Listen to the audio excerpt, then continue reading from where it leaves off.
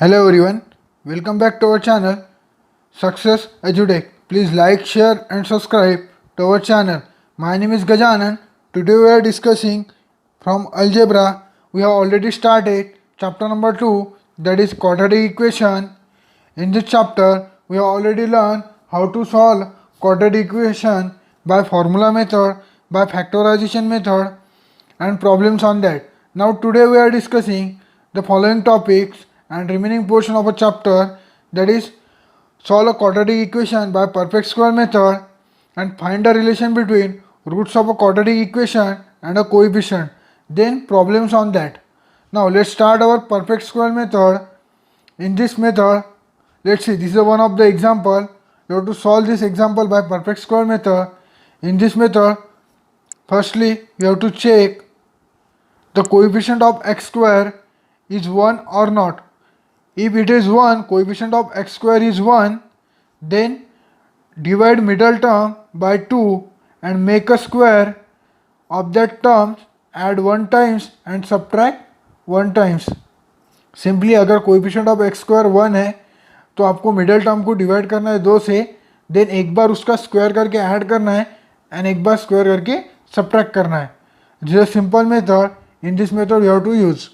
Now let's see, अगर coefficient of x square is not 1, x square is not 1, suppose आपका coefficient of x square is 1 नहीं है, इस problem में आपका coefficient of x square is 1 नहीं है, तो simple divide this coefficient by whole the terms, remaining terms, and then divide by 2,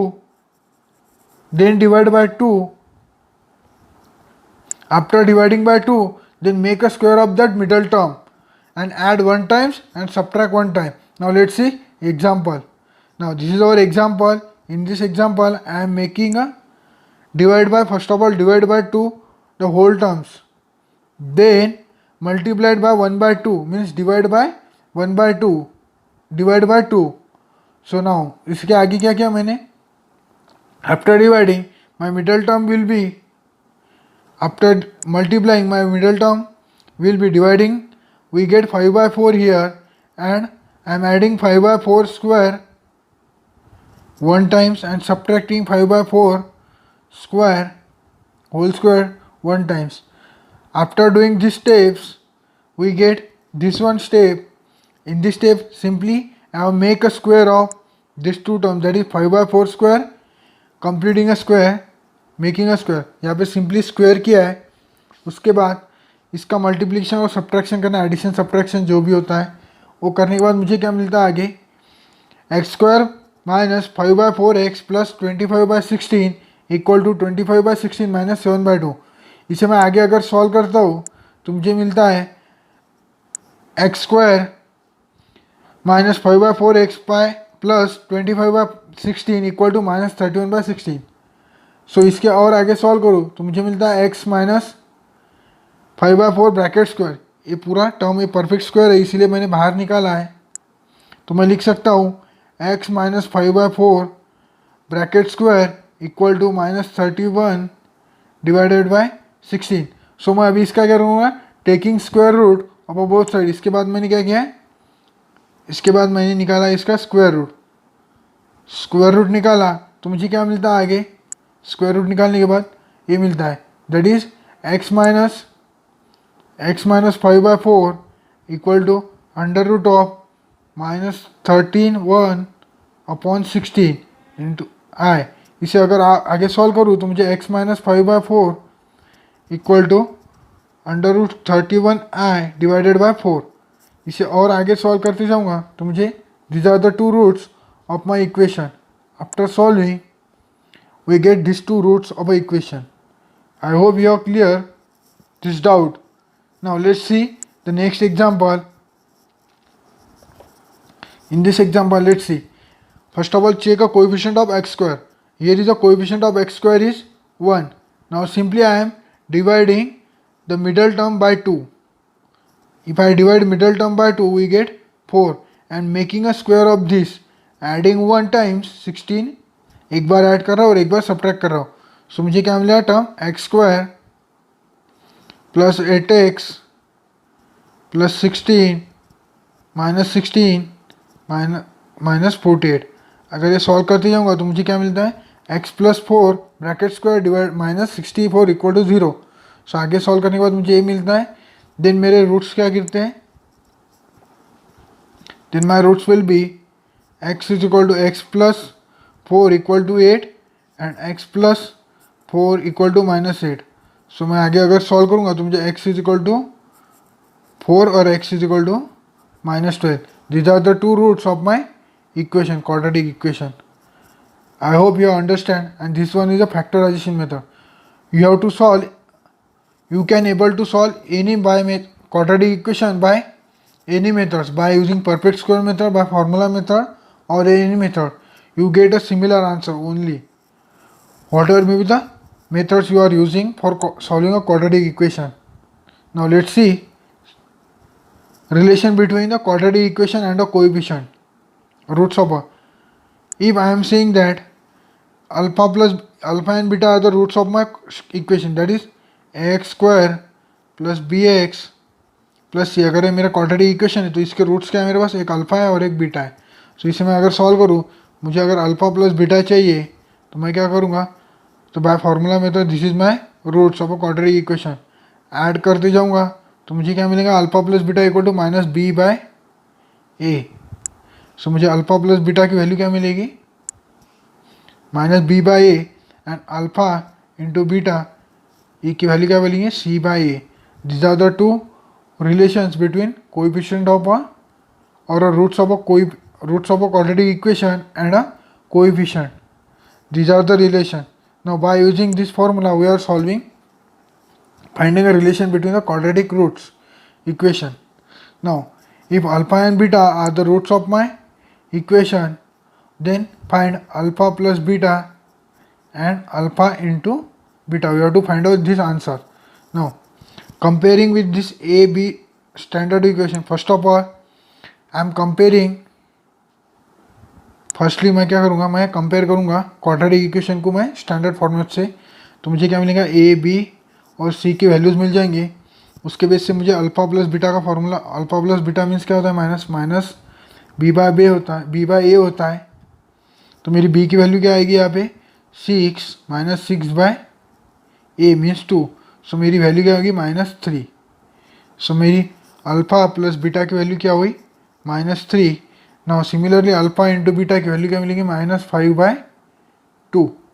I hope this is a very easiest one और simple one. Now let's see another example based on this. Now you have to find the value of k here, find the value of k here. Now compare this equation with the standard formula, that is x square plus 13x, you have to compare this equation by standard formula, that is ax square plus bx plus c. सो मेरे क्या होंगे, a की value क्या होगी 1, b की value क्या होगी 13, a की वैल्यू 1, b की वैल्यू 13 और c की वैल्यू क्या होगी k. सो मेरा अल्फा प्लस बीटा क्या होता है, minus b by a. Alpha plus beta क्या होता है मेरा, minus b by a. So मुझे बी अल्फा प्लस बीटा की वैल्यू क्या मिलेगी, -13 और 13, वी गेट 13। सो मेरी अल्फा माइनस बीटा की वैल्यू कितनी दी हुई है, वी गेट 7। सो अल्फा कितना मिलेगा 20। So alpha twice alpha is equal to क्या मिलेगा 10। सो मेरी अल्फा की वैल्यू 10 हो गई, बीटा की वैल्यू 3 हो गई। सो अल्फा इंटू बीटा की वैल्यू इजीली मिल जाएंगी। तो के की वैल्यू कितना मिलेंगे मुझे 30। So my quadratic equation becomes now x square minus 13x plus 30. This is the quadratic equation or a k's value equal to 13 we have get. Now this is a simple one example from your book. I hope you are clear how to solve. In this problem you have to just compare quadratic equation with your standard formula, that is ax square plus bx plus c. Get the value of a, b, c. Then you are able to find alpha plus beta and alpha into beta. Now let's see the another problem. Now let's check. यहाँ पे क्या दिया, if alpha and beta are the roots of this quadratic equation, then find alpha cube plus beta cube equal to कितना होता है और alpha square plus beta square equal to कितना होता है. सो मुझे कंपेयर करना है किससे, a x square plus b x plus c. So मेरी ए की वैल्यू कितनी है 1, बी की वैल्यू कितना है 5 और सी का वैल्यू कितना है -1. सो अल्फा प्लस बीटा कितना होता है मेरा minus c b by a. So -5 will be my alpha plus beta and so मुझे अल्फा प्लस बीटा का स्क्वायर करना है, इसका ये निकालना क्यूब निकालना है. तो मैं इसका स्टैंडर्ड फार्मूला लगाऊंगा, that is a cube plus b cube का फार्मूला होता है जो मैं लगाऊंगा. इससे क्या मिलेगा a cube plus b cube plus 3ab in bracket alpha plus beta. ये सॉल्व करते जाऊँगा तो अल्फा प्लस बीटा की मुझे ए और बीटा की वैल्यू मिलेंगे. तो मैं आगे सॉल्व करते जा रहा हूँ इसे. तो अल्फा प्लस बीटा क्या मिलेगा -5 अल्फा इंटू बीटा -1. तो आगे सॉल्व किया इसे, alpha plus beta cube -3a into a. तो इसे और आगे सॉल्व करूँ तो अल्फा प्लस बीटा की वैल्यू कितनी है मेरी 5 -3 इंटू अल्फा की वैल्यू पता है मुझे अल्फा इंटू बीटा और ए. सो अगर ये पुट करते जाऊँगा तो मुझे क्या मिलेगा alpha plus beta equal to -140. So मुझे क्या मिलेंगी इसकी वैल्यू 140. सो और आगे सॉल्व करूँगा तो मुझे क्या मिलेगा, इसकी वैल्यू मुझे कितनी मिली अभी 140 -140. तो आगे अगर सॉल्व करते जाऊँगा तो इसका निकालना है, that means alpha square plus beta square. तो इसे सॉल्व करने के बाद मुझे क्या मिलेगा अल्फा स्क्वायर प्लस बीटा का, that is we are using here a plus b a cube plus b cube formula and a square plus b square formula. We are using these two formulas for getting a answers. So I hope you are clear how to solve these equations. Now let's say another example. If you have given a roots, that is 3 and -4 are the roots of a equation, then you have to find a quadratic equation. So मेरा alpha plus beta use करना है पहले. सबसे पहले तो मुझे क्या मिलेगा -3 -7. सो मुझे मिलेगा -10. मीन्स मेरी अल्फ़ा प्लस बीटा की वैल्यू क्या होगी -10. सो अल्फ़ा इंटू बीटा की वैल्यू क्या होगी -21. So now make a equation that is x square plus 10x plus 21 that is equal to 0. This is my quadratic equation. I hope you are clear the doubts about this problem. If you have any doubt, you can mention in a comment section. Now let's see the another problem. That is a word problem. Read the problem carefully. That is there is a rectangular onion storehouse. एक कांदे का store house है जिसमें क्या है, length of a rectangular base is more than the its breadth. एक rectangular box है समझ लो, इसकी लेंथ क्या है breadth by 7 centimetre. Length of breadth of x 7 है. Length of breadth of rectangular box is x. Now length कितनी है एक्स प्लस 7 है, मीन्स ब्रेथ से 7 मीटर ज़्यादा है. और इसका डायगोनल दिया है, diagonal length is more then 1 by length. तो लेंथ कितनी है मेरी एक्स प्लस 7 प्लस 1. सो मेरे 2 इक्वेशंस मिल चुके हैं मुझे, दैट इज एक्स. मुझे 2 इक्वेशंस कौन से मिल चुके हैं x plus 7 and x plus 8. Now I am applying for this that is x plus 7 and x plus 8. Now apply Pythagoras theorem, so we get x value. So after applying Pythagoras theorem तो मुझे क्या मिला है x square plus x plus 7 bracket square equal to x plus 8 bracket square.